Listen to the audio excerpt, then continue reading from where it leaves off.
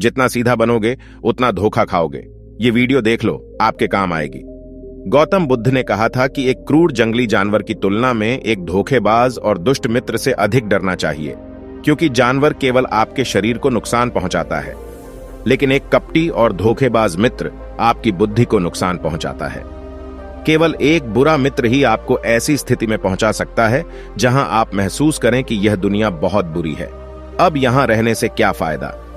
और ऐसा ही होता है जब आपको धोखा दिया जाता है, आपको धोखा दिया जाता है, और केवल वही व्यक्ति धोखा खाता है जो दूसरे पर आंख मूंद कर भरोसा करता है। हम तुरंत किसी पर भरोसा नहीं करते, भरोसा धीरे धीरे बढ़ता है, लेकिन एक समय के बाद यह भरोसा इतना मजबूत हो जाता है कि हम उस व्यक्ति के प्रति अपनी आंखें, कान और दिमाग बंद कर लेते हैं, और तब ऐसी स्थिति होती है कि हमारा सबसे भरोसेमंद व्यक्ति ही हमें सबसे बड़ा धोखा दे देता है, कि हमारा संसार से विश्वास उठ जाता है और हम हर किसी को संदेह की दृष्टि से देखने लगते हैं। वास्तव में यह संसार धोखे पर चल रहा है। हम किसी न किसी को धोखा देते रहते हैं हमारे जीवन में कहीं ना कहीं, और लोग भी हमें धोखा दे रहे हैं। दूसरों द्वारा धोखा देना तो समझ में आता है, लेकिन हम खुद को वर्षों से धोखा दे रहे हैं। हम खुद को ऐसी चीजों के बारे में समझाते हैं ताकि हमें सच्चाई का सामना न करना पड़े, और हम अपनी ही छोटी सी दुनिया में खोए रहे धोखा या विश्वासघात दोधारी तलवार की तरह है। हमें लगता है कि हम दूसरे व्यक्ति को धोखा देकर उसे बेवकूफ बना रहे हैं, लेकिन यह धोखेबाज तलवार सामने वाले की भी उतनी ही गर्दन काटती है जितनी भविष्य में हमारी गर्दन काटती है।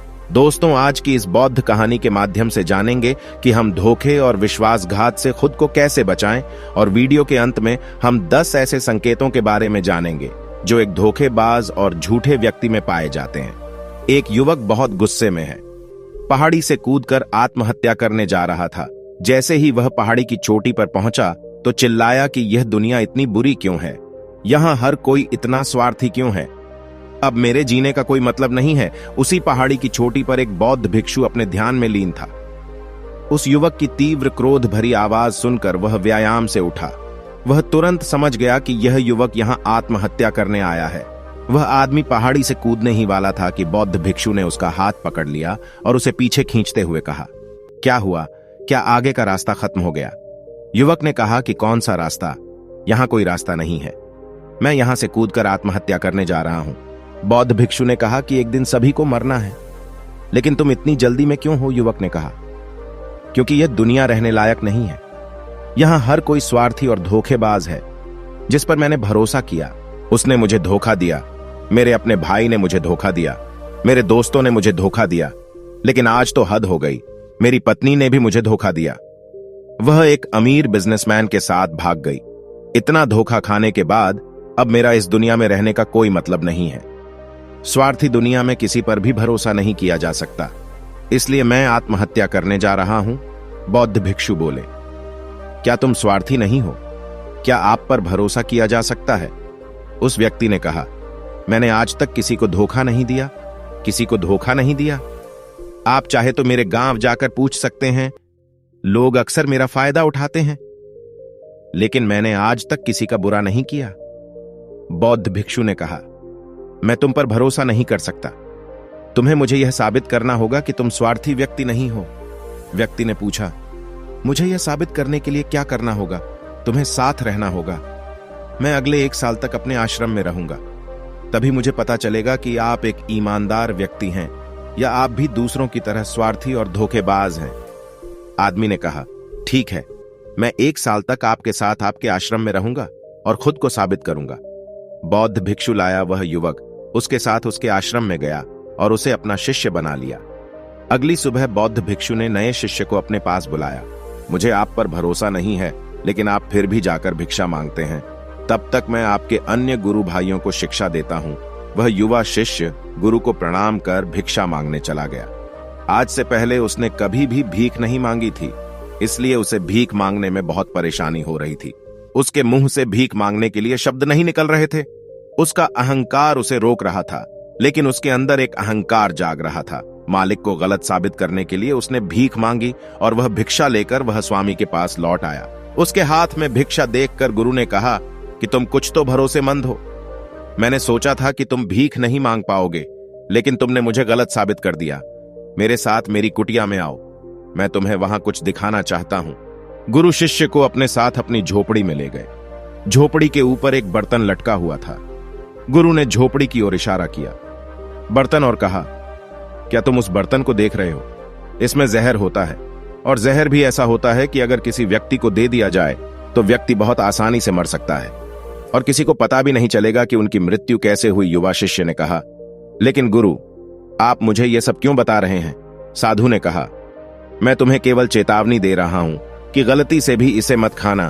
कुछ दिनों के बाद गुरु एक जंगल से गुजर रहे थे, उनके शिष्य। तभी कुछ जंगली लुटेरों ने अचानक उन पर हमला कर दिया।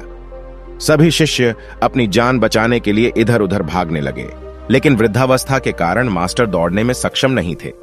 यह उस युवा शिष्य को अनुभव हुआ और उसने वीरता का परिचय देते हुए अपने गुरु को डाकू से बचाया और आश्रम ले आया।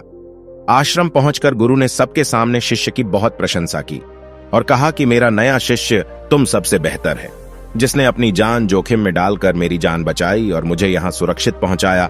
आज तक मुझे उस पर विश्वास है। उस दिन के बाद से हर सुबह जब भी गुरु उस शिष्य से मिलते हैं तो उनसे एक बात कहना कि मुझे तुम पर पूरा विश्वास है। धीरे धीरे गुरु का उस पर विश्वास हो गया, शिष्य बढ़ता गया और बात इतनी बढ़ गई कि गुरु ने एक दिन शिष्य को अपने पास बुलाया और कहा कि मेरा कोई बेटा नहीं है, लेकिन तुम मेरे बेटे की तरह हो। मैं अब बूढ़ा हो गया हूं, इसलिए मैं चाहता हूं कि मेरी मृत्यु के बाद तुम इस आश्रम की बागडोर संभालो। आपके हाथों में। शिष्य ने कहा कि गुरु, यदि आपकी यही इच्छा है तो आपकी खुशी की जिम्मेदारी मैं भी उठाऊंगा। इतना कहकर शिष्य चला गया।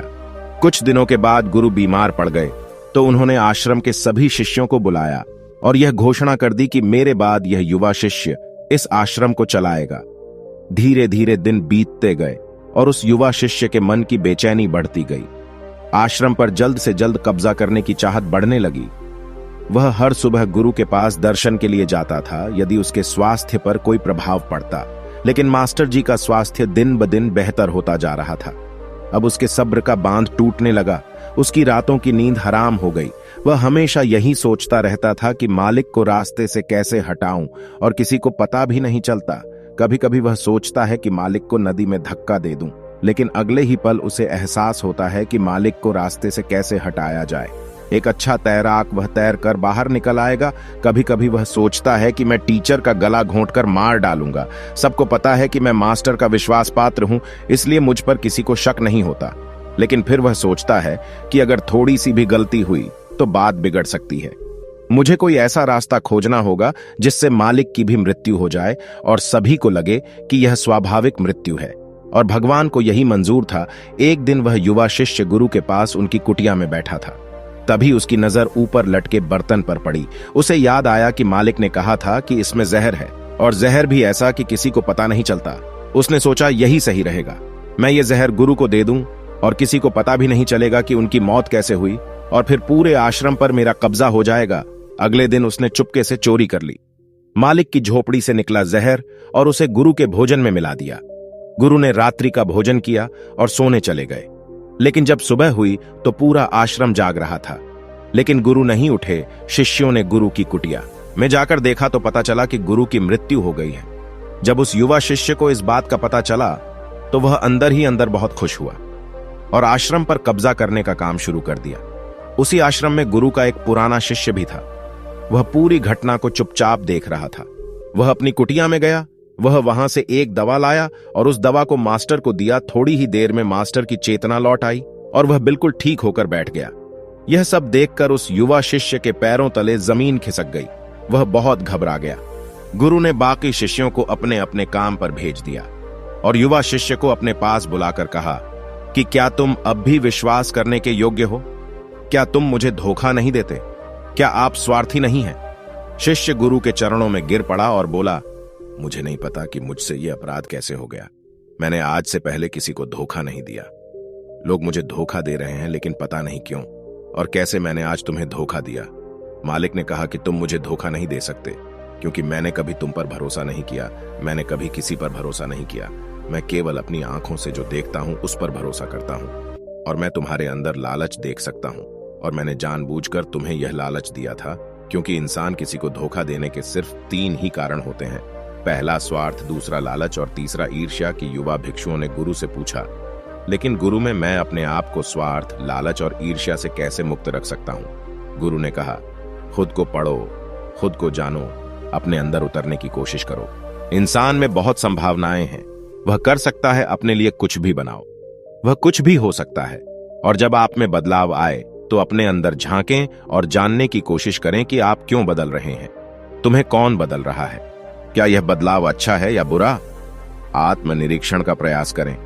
गुरु की यह बात सुनकर शिष्य ने फिर से उनके पैर पकड़ लिए और बोला, गुरुजी, मैं आपका शिष्य बनना चाहता हूं और जानना चाहता हूं कि मैं कौन हूं और मैं क्यों बदलूं? गुरु ने कहा कि हमारे आसपास ऐसे बहुत से लोग हैं और ऐसे बहुत से लोग हुए हैं जो इस बात का उदाहरण हैं कि उन्होंने कभी किसी को धोखा नहीं दिया। उनका स्वार्थ, लालच और ईर्ष्या कभी किसी को धोखा नहीं दिया।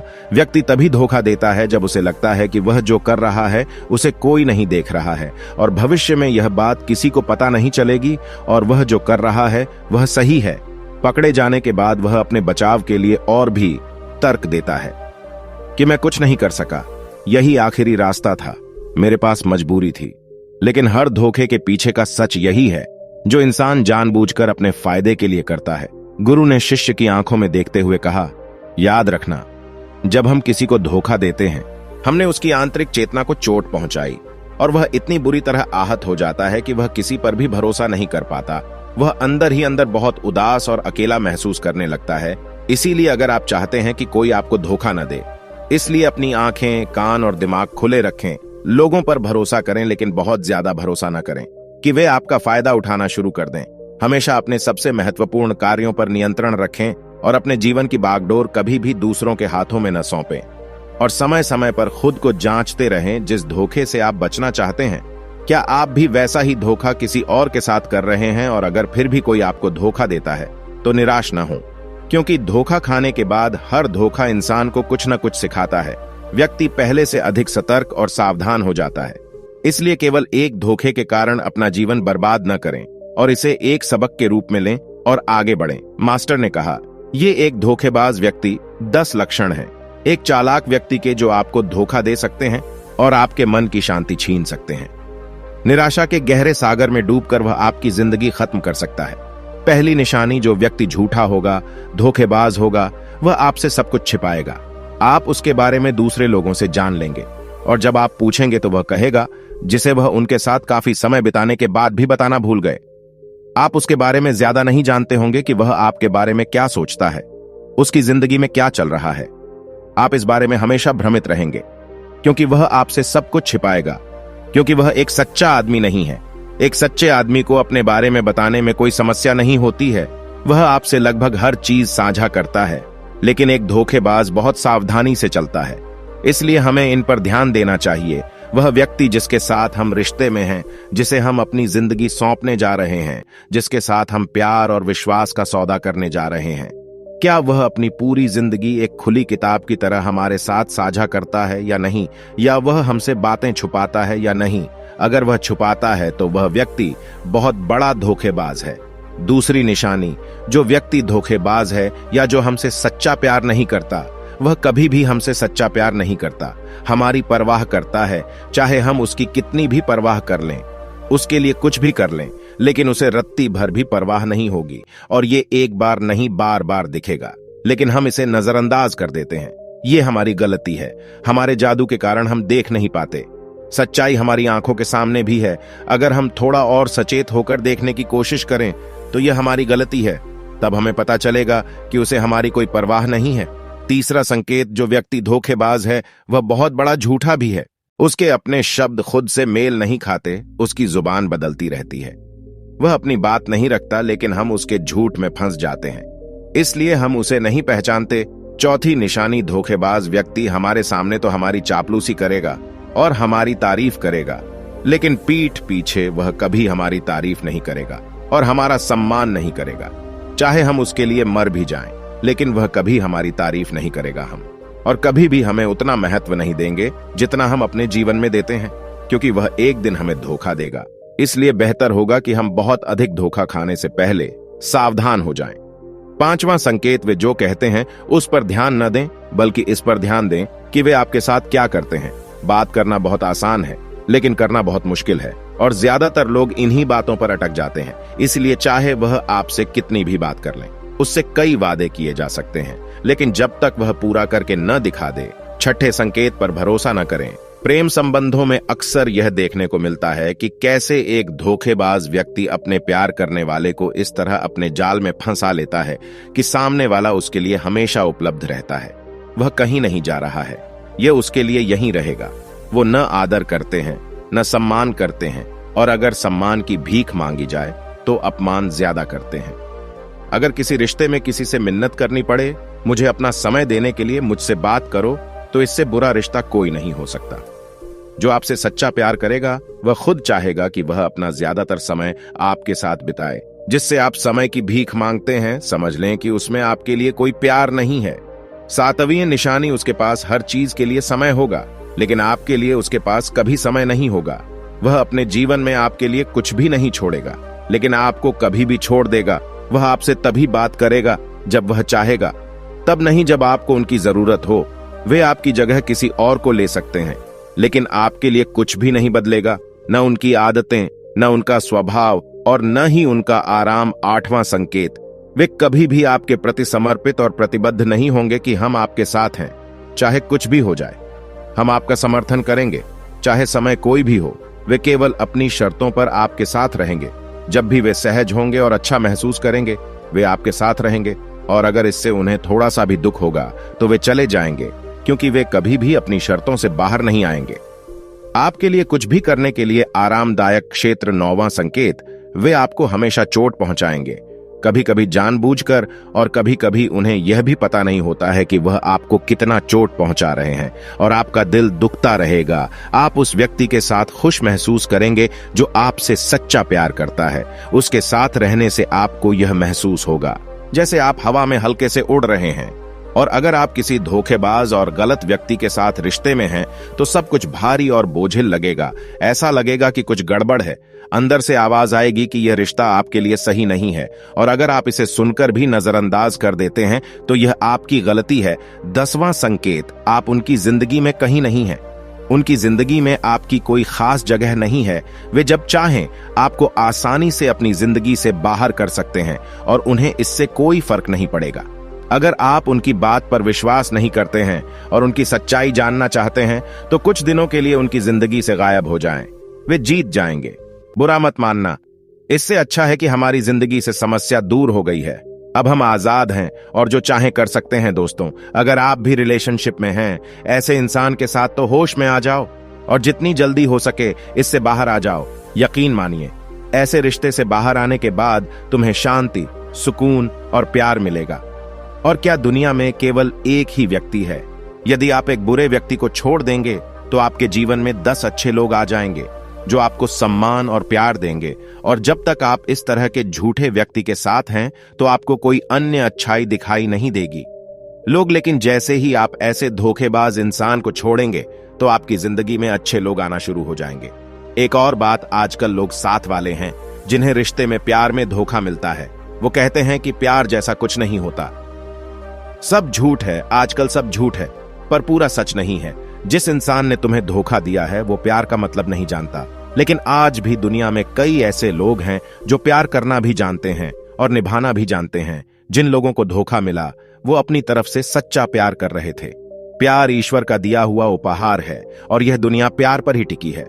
अगर कोई गलत इंसान आपके प्यार को नहीं समझ पाया, तो इसका मतलब यह नहीं है कि इस दुनिया में प्यार नहीं है। यह दुनिया प्यार से चलती है। यह सेलिब्रिटी डांसिंग की दुनिया उन्हीं की वजह से है जो प्यार करते हैं। और अंत में एक और बात दोस्तों, अगर आपको अपने परिवार के सदस्यों से धोखा मिलता है या आपको गलत समझा जाता है, तो एक दूसरे की बातों को समझने की कोशिश करें, एक दूसरे को बताएं और एक दूसरे को माफ कर दें। क्योंकि दोस्तों, आपको लोग बहुत मिलेंगे, लेकिन आपको नहीं मिलेंगे। लोग आपके परिवार को पसंद करते हैं पूरी दुनिया में कहीं भी, और हां, उनकी बात अलग है जो लोग आपके परिवार से थोड़ा बाहर हैं, जैसे आपका दोस्त, दूर का रिश्तेदार या पड़ोसी। लेकिन परिवार के सदस्यों को माफ कर देना ही समझदारी है। दोस्तों, आज की वीडियो में बस इतना ही। अगर आपको हमारी ये वीडियो पसंद आई हो तो वीडियो को लाइक करें तथा चैनल को सब्सक्राइब कर लें।